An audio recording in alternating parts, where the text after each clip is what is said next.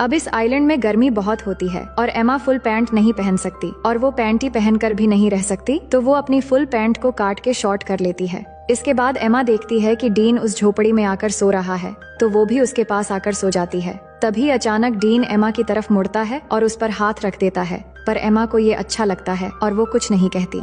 फिर अगले दिन जब एमा वाटरफॉल में नहा रही होती है, तब डीन आकर उससे सनस्क्रीन मांगता है, तो एमा डीन को कहती है कि मैं यहाँ नहा रही हूँ, तुम दूसरी तरफ जाओ।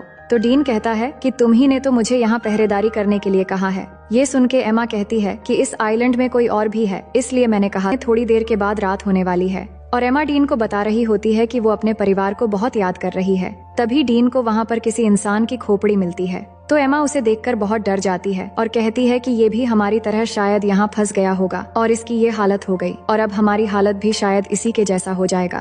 पर डीन उसे कहता है कि ये शायद कोई मछुआरा या फिर कोई स्मगलर होगा जो यहाँ आकर मर गया था, लेकिन हमारे पीछे हमारे पेरेंट्स हैं और हम यहाँ अकेले नहीं हैं। और उसे विश्वास दिलाता है कि अगर हम एक दूसरे के साथ ऐसे ही देते रहेंगे तो हम यहाँ कभी नहीं मरेंगे और एक दिन हम जरूर घर वापस जाएंगे। और ये कहने के बाद वो एमा को किस करने लगता है। एमा पहली बार किसी को किस कर रही थी और उसे अच्छा भी लग रहा था और अब रात भी हो गई थी। फिर क्या होना था, डीन सारी हदें तोड़ देता है और आइलैंड में एक तूफान आता है और इस तूफान को एमा पहली बार एंजॉय करके बहुत खुश थी। फिर सुबह होने के बाद एमा जागकर देखती है कि डीन यहाँ नहीं है, तो वो डीन को पुकारने लगती है, पर वो उसे नहीं मिल रहा था। तो एमा बहुत घबरा जाती है और उसे ढूंढने के लिए जंगल में चली जाती है और थोड़ी दूर आगे जाकर वो देखती है कि डीन एक गड्ढा खोद रहा है। तो एमा को समझ नहीं आ रहा था कि डीन ये क्यों कर रहा है। तभी अचानक एमा गिर जाती है और उसे घुटने पर चोट लग जाती है, जिसके बाद डीन तुरंत उसकी चोट को ठीक करने लगता है और उसे कहता है कि तुम्हें कुछ नहीं होगा। फिर वो दोनों वाटरफॉल में नहाने लगते हैं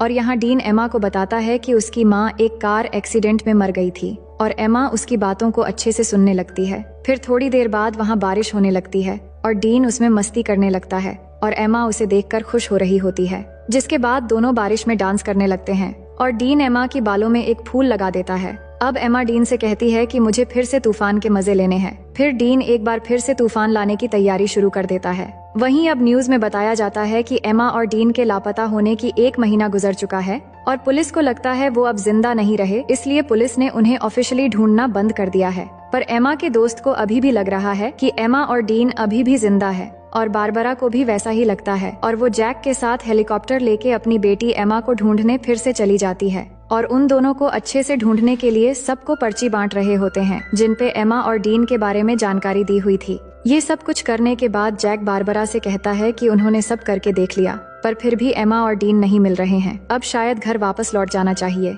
ये सुनकर बारबरा